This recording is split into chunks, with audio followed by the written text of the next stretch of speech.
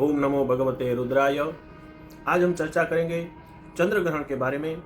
28 अगस्त 2026 शुक्रवार को साल का आखिरी आंशिक चंद्र ग्रहण लगने जा रहा है। 28 की रात आकाश में अद्भुत खगोलीय घटना दिखेगी। यह आंशिक चंद्र ग्रहण सावन की पूर्णिमा को होगा। क्या इस चंद्र ग्रहण को भारत में देखा जा सकेगा? क्या भारत में इसको लेकर सूतक होगा?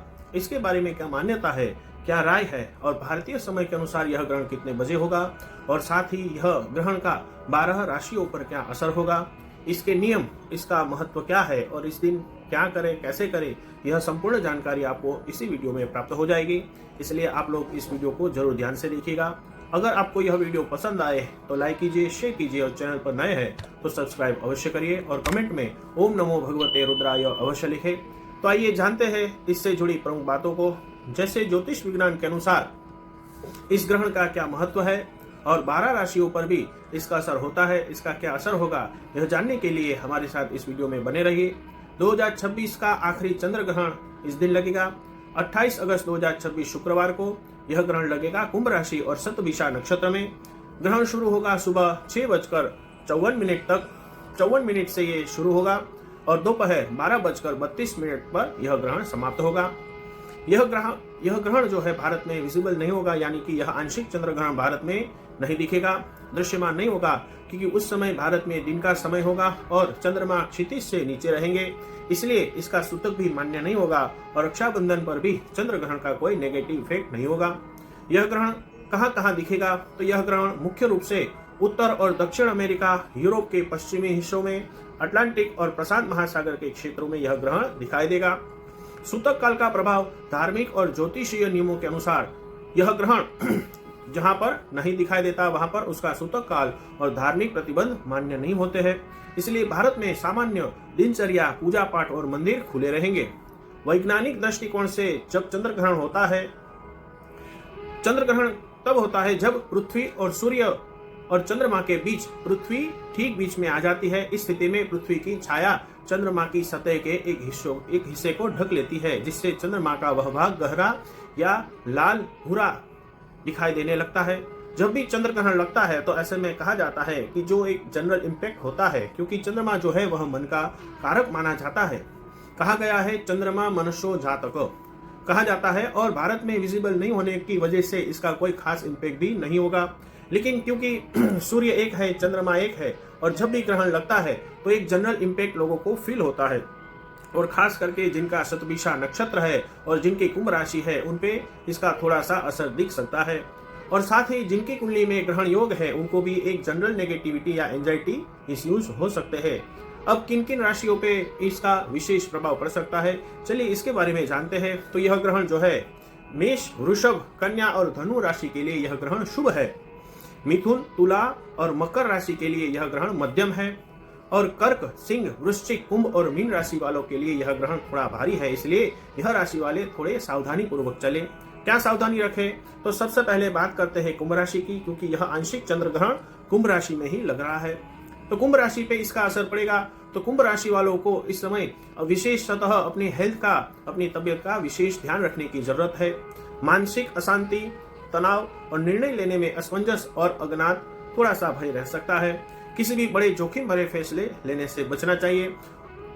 ऑल ओवर किसी भी तरह की नेगेटिव थॉट्स में ना पड़े और अपने आप को पॉजिटिव रख के चंद्रमा के मंत्रों का उच्चारण करते रहे और भगवान शिव जी की आराधना भी करते रहे। इससे आपका मन जो है शांत रहेगा। आइए अब बात करते हैं कर्क राशि के बारे में, क्योंकि यह चंद्रमा पे ग्रहण है तो कर्क राशि के स्वामी जो है वह चंद्रमा है। तो आपके स्वास्थ्य में उतार चढ़ाव, चोट चपेट और अचानक धन हानि होने के योग दिखाई दे रहे हैं। खान पान और वाहन चलाने में विशेषतः सावधानी रखें। तो कर्क राशि वालों को अपनी हेल्थ का ध्यान रखना है, खास करके अपनी इम्यूनिटी सिस्टम का ध्यान रखना है। आपका मूड स्विंग हो सकता है, इसलिए थोड़ा सावधान रहे। हो सकता है थोड़ी सी घबराहट हो, थोड़े से मूड स्विंग हो, तो आपको बिल्कुल भी नहीं घबराना है।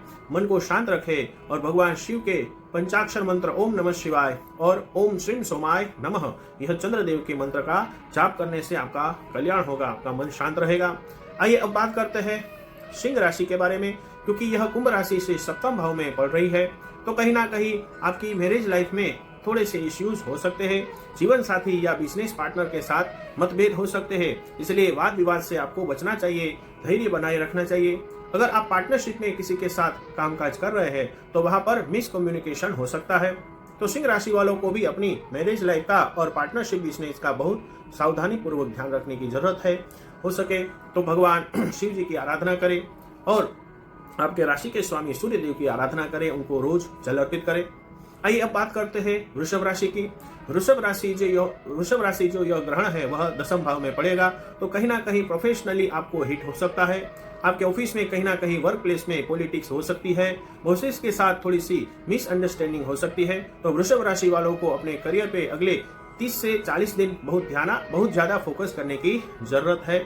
इसलिए आप हो सके तो भगवान नारायण की आराधना करें, उससे आपका कल्याण होगा। आइए अब बात करते हैं वृश्चिक राशि की। तो वृश्चिक राशि वाले जो है उनके राशि से यह जो ग्रहण है वह चौथे भाव में पड़ने वाला है। तो चौथा भाव सुख का और माता का स्थान होता है। तो आपको कहीं ना कहीं अपनी हेल्थ और अपनी माता की हेल्थ का ध्यान रखना है। आपको वाहन चलाते समय बहुत ध्यान रखना है, सावधानी रखनी है और खास करके अपने परिवार का ध्यान रखिए और अपने मूड का थोड़ा ध्यान रखिए। वृश्चिक राशि वालों का मूड स्विंग्स हो सकता है। आप अपनी हेल्थ के लिए महामृत्युंजय मंत्र का जाप कीजिए और अपने आप को पॉजिटिव रखिए और ग्रहण के समय आप जो है मानसिक रूप से मन में भगवान शिव का जाप करते रहिए, इससे आपका कल्याण होगा।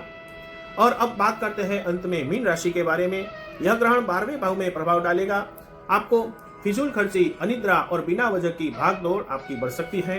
आर्थिक लेन देन में सावधानी रखें। किसी को बड़ा उधार देने या बिना सोचे समझे भारी निवेश करने से बचना चाहिए और विशेषतः अपने मन को शांत रखने की कोशिश करें। मानसिक शांति के लिए प्रतिदिन ओम नमः शिवाय या ओम श्रीम सोमाय नमः यह मंत्र के 108 बार जाप करें, इससे आपका कल्याण होगा। तो यह थी जानकारी चंद्र ग्रहण की। यह आंशिक चंद्र ग्रहण है, भारत में नहीं दिखेगा, इसलिए कहीं भी सूतक का कोई भी नियम भारत में लागू नहीं होने वाला है। आपको बस पॉजिटिव रहना है और ग्रहण का जो समय होता है वह समय अपनी मैनिफेस्टेशन को पूरा करने का और मानसिक मंत्रों के जाप करने का समय है, क्योंकि इस समय पे आप जो भी मंत्र जाप करते हैं उसका 1000 गुना फल आपको प्राप्त होता है। और ग्रहण समाप्ति के बाद कि दोपहर को 12:54 के बाद ग्रहण की समाप्ति होने वाली है, तो उसके बाद क्या करें, तो पूरे घर में गंगा जल को छिड़कना है, स्नान करना है, फ्रेश कपड़े पहनने हैं और आपसे हो सके उतना दान पुण्य करना है।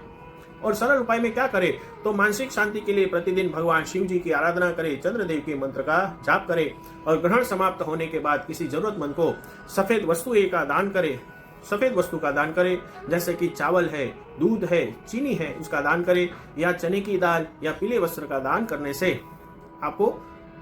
आपका कल्याण होगा। और हो सके उतना भगवान श्री हरि नारायण और शिव जी की आराधना करें। तो यह थी चंद्र ग्रहण की विशेष जानकारी। सनातन धर्म में चंद्र ग्रहण का विशेष महत्व है।